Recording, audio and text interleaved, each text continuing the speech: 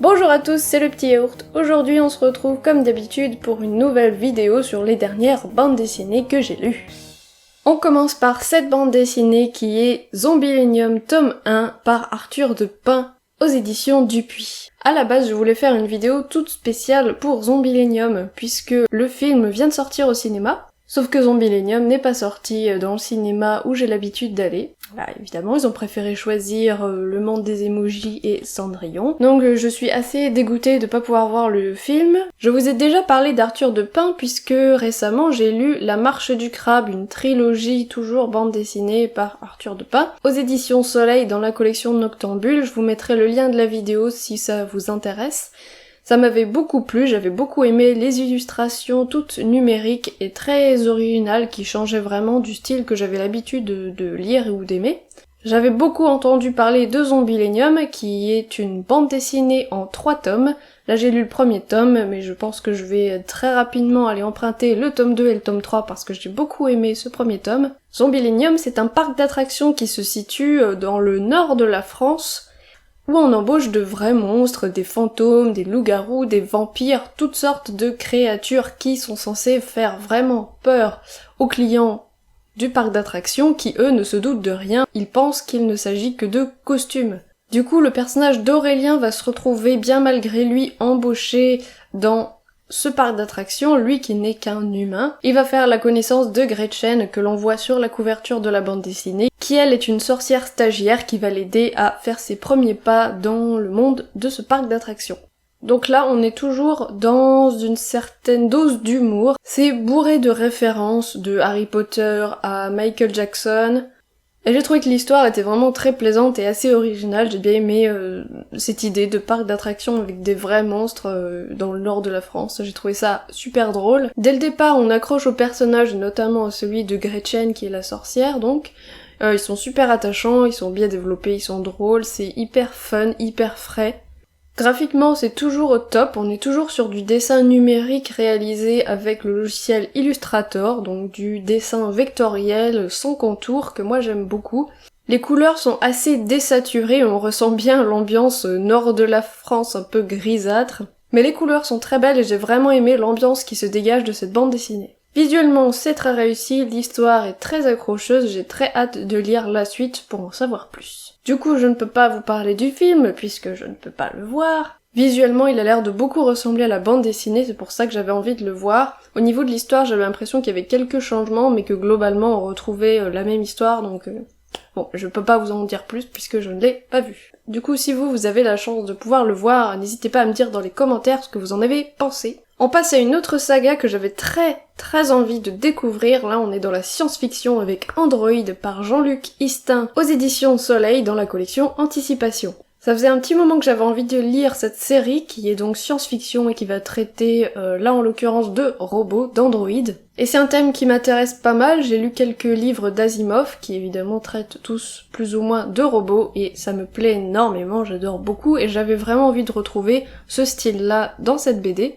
Et c'est gagné puisque dans cette BD on retrouve complètement l'esprit Asimov, d'ailleurs on a les 3 lois de la robotique qui sont inscrites au début et à la fin de la BD. D'ailleurs l'auteur au début de la bande dessinée nous conseille, si on a bien aimé Android tome 1, d'aller lire du Philippe K. Dick, mais je trouve que ça se rapproche beaucoup plus d'Asimov que de Philippe K. Dick. 4 tomes sont déjà sortis, mais il s'agit de 4 histoires indépendantes, donc on peut les lire dans l'ordre qu'on veut, et on peut en lire un seul, ou les 4, ou voilà, on fait ce qu'on veut. Ces 4 tomes sont tous avec des auteurs et des dessinateurs différents. Ce premier tome a été un gros coup de cœur, j'ai vraiment adoré, donc je vais évidemment me dépêcher d'aller emprunter le tome 2, 3 et 4. Parce que j'ai vraiment trouvé ça chouette. Au niveau de l'histoire, on se retrouve en 2545 où l'humanité est devenue immortelle grâce à une pilule bleue, mais est devenue stérile.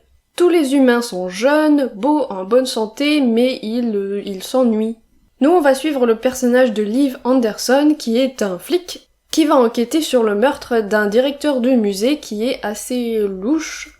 Parallèlement, le personnage d'Anna Hopkins, qui est une restauratrice d'œuvres d'art, va découvrir qu'elle est enceinte, ce qui n'était pas arrivé depuis 500 ans. Je ne vous en dis pas plus parce que c'est une histoire qui est pleine de rebondissements et pleine de surprises. Moi je m'attendais à une histoire de complot assez simplet, hein, c'est ce qui leur sort quand on entend ce résumé, Mais en fait c'est plus complexe que ça, et c'est vraiment surprenant comme histoire, donc enfin en tout cas pour moi, parce que Dan l'a lu, et lui il n'a pas été aussi surpris que moi. Surtout j'ai aimé que ça offre de vraies pistes de réflexion sur les androïdes, sur les robots, sur l'intelligence artificielle, le bienfait du mensonge, etc. On retrouve vraiment, comme je le disais, cette patte Asimov, cette façon de nous faire nous questionner sur les robots qui est hyper intéressante.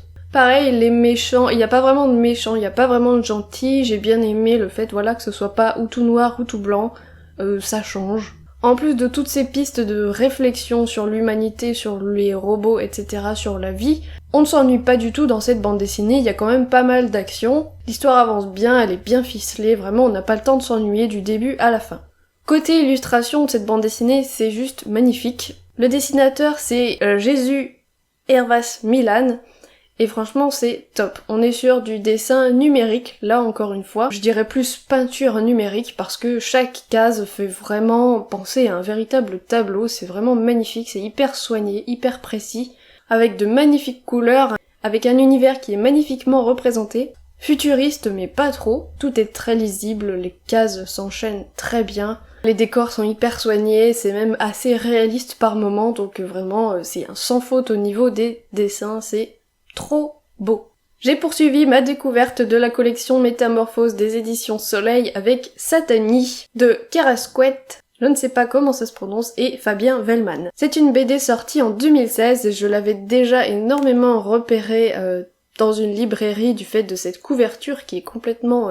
j'adore cette couverture, elle est trop belle. Je m'étais retenue de l'acheter parce qu'une fois que j'avais ouvert la bande dessinée dans le magasin, je m'étais rendu compte que, en fait, à l'intérieur, ça me plaisait beaucoup moins au niveau des dessins. Du coup, ça m'avait empêché de l'acheter, mais là, j'étais contente de le trouver à la bibliothèque. L'histoire m'a pas mal plu, on va retrouver le personnage de Charlie qui va lancer une expédition pour retrouver son frère qui a disparu sous terre alors qu'il faisait une expédition dans une grotte. Il affirmait pouvoir prouver que l'enfer existe bel et bien sur Terre, sauf que il n'en est jamais revenu. L'expédition va donc descendre au plus profond de la Terre et va partir de découverte en découverte, toutes plus surprenantes les unes que les autres. On a donc un petit côté Jules Verne au niveau voyage au centre de la Terre, mais dans une version complètement psychédélique sous acide. Je saurais pas dire si j'ai vraiment aimé cette lecture. Si, je l'ai aimé, mais ce qui est certain, c'est que ce n'est pas un coup de cœur. C'est vraiment très spécial et très chelou,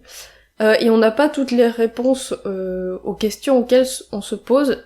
Au fur et à mesure que les personnages descendent encore plus profondément sous la terre, on va passer d'une histoire réaliste à quelque chose de complètement surréaliste, un délire psychédélique complètement barré, et assez flippant et malaisant quelque part. Ça se ressent au niveau de l'histoire, mais ça se ressent aussi au niveau des dessins. Au fur et à mesure où on descend, où on tourne les pages, les dessins vont se faire de plus en plus colorés et les décors de plus en plus étranges. C'est complètement psychédélique dans le choix des couleurs, on va avoir du jaune, du violet, du vert, toutes les couleurs vont se côtoyer dans une même case, dans une même planche. Et de la même façon au niveau des formes, puisque la faune et la flore va devenir très étrange. Du coup en ce qui concerne les illustrations, je suis mitigée parce que cette couverture est magnifique, et on a des dessins en pleine page, des gros dessins qui sont vraiment très très beaux. Mais c'est vrai que je m'attendais à autre chose. Les dessins font très enfantin, notamment au niveau des personnages et tout le début de l'histoire.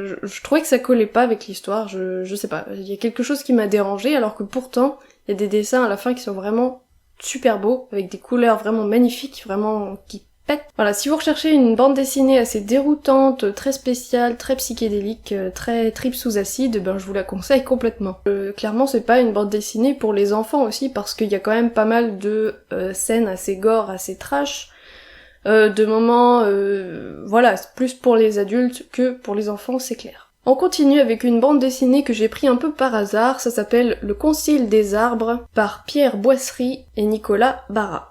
C'est aux éditions d'Argo et c'est sorti en 2016, il ne s'agit que d'une seule bande dessinée, il n'y a pas de suite. On va suivre deux personnages qui sont deux agents spécialisés dans le paranormal qui vont enquêter sur une histoire assez mystérieuse qui se passe dans un hôpital pour enfants isolé dans la forêt. Dans cet hôpital, il se passe des choses assez étranges avec les enfants qui, chaque nuit à minuit, se relèvent en mode un peu somnambule et vont se mettre à danser de façon un peu étrange sur le toit de l'hôpital en mode un peu transe. Ils vont donc enquêter pour savoir qu'est-ce qui se passe vraiment, et voilà.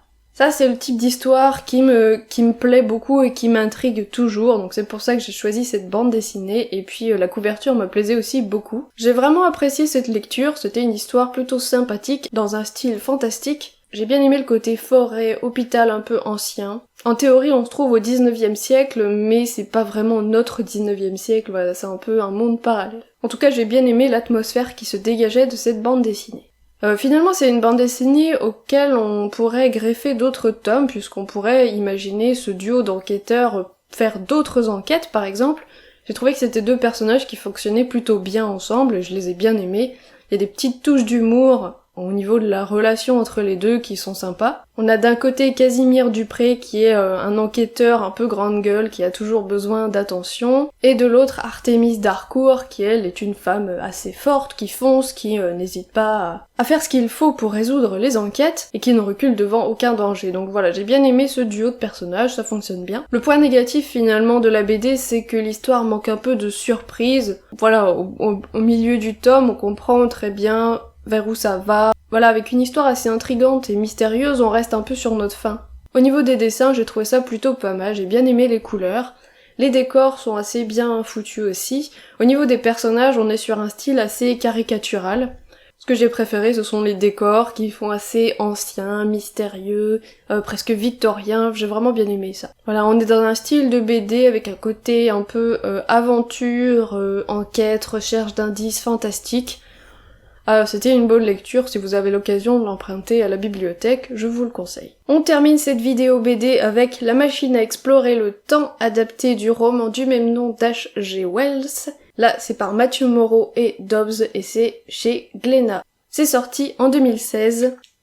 Et en gros, on va retrouver là 6 tomes qui ont pour but d'adapter les œuvres de l'écrivain H.G. Wells. Donc là, en l'occurrence, on a un tome sur la machine à remonter le temps, mais on a aussi 2 tomes pour La guerre des mondes, 2 tomes pour L'homme invisible et 1 tome pour L'île du docteur Moreau. À chaque fois, on a un auteur et un dessinateur différents. En tout cas, quand j'avais vu ces bandes dessinées, pareil, en librairie, je les avais trouvées vraiment magnifiques, elles m'avaient fait très envie, avec ce côté un peu presque steampunk, assez ancien. En plus, j'avais lu La machine à explorer le temps, donc d'H.G. Wells, qui date de 1895, et j'avais plutôt bien aimé, donc j'avais hâte de voir ce que ça pouvait donner en bande dessinée. Au niveau de l'histoire, c'est plutôt simple, on se retrouve à Londres au 19e siècle, où un scientifique va inviter ses amis et collègues et leur raconter qu'il a trouvé le moyen de remonter dans le temps, en construisant une machine.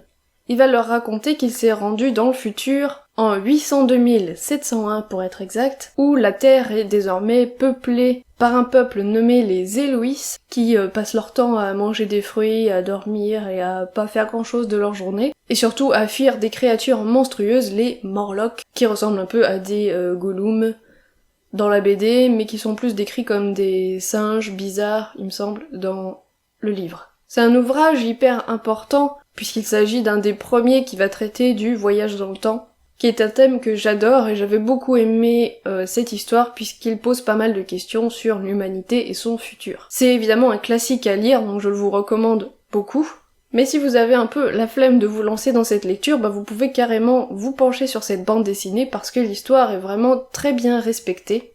C'est une petite BD qui ne fait que 50 pages, mais j'ai trouvé qu'ils avaient vraiment réussi à ne pas trop couper d'actions importantes. Et surtout, ils ont gardé les questionnements importants sur l'humanité, sur son futur, etc., sur le temps lui-même. On ne s'ennuie pas dans cette bande dessinée, on a gardé quand même le côté un peu action, on va voir le scientifique se retrouver dans le futur, avec les Éloïs, avec les Morlocks qui sont à ses trousses. Niveau illustration, j'ai adoré, c'était vraiment magnifique. Matthew Moreau fait vraiment un boulot de dingue, que ce soit au niveau des dessins ou de la colorisation, j'ai vraiment beaucoup aimé aussi les couleurs. Le style fait assez classique mais modernisé en même temps. C'est assez dynamique, détaillé, mais pas trop, et j'ai bien aimé le design des personnages, et on retrouve bien le côté 19e siècle. Les paysages du futur sont pareil hyper bien travaillés, j'ai beaucoup aimé le design des Éloïs, au niveau de leur visage on sent bien leur naïveté, leur simplicité. Du coup j'ai très envie de lire La guerre des mondes et puis les autres bandes dessinées adaptées d'H.G. Wells puisque je ne les ai pas lues en livre. donc ce sera l'occasion de découvrir ces histoires. Voilà, c'est tout pour cette vidéo, c'est tout pour les dernières bandes dessinées que j'ai lues. J'espère que ça vous aura donné envie de les lire. Si vous les avez lues, n'hésitez pas à me dire dans les commentaires ce que vous en avez pensé. Si vous avez aimé la vidéo, n'hésitez pas à mettre un petit pouce bleu sous la vidéo ou à vous abonner pour ne pas rater les prochaines vidéos de la chaîne. N'hésitez pas non plus à venir nous suivre sur les réseaux sociaux, Facebook, Twitter, Instagram et plein d'autres. Tout est sous la vidéo dans la description. On se retrouve très bientôt pour une prochaine vidéo, je vous fais des gros bisous. Point sur les... raté. Vidéo pour un petit point, point. C'est un parc d'attractions où on embauche... J'ai vraiment bien aimé, c'était aussi le scénariste...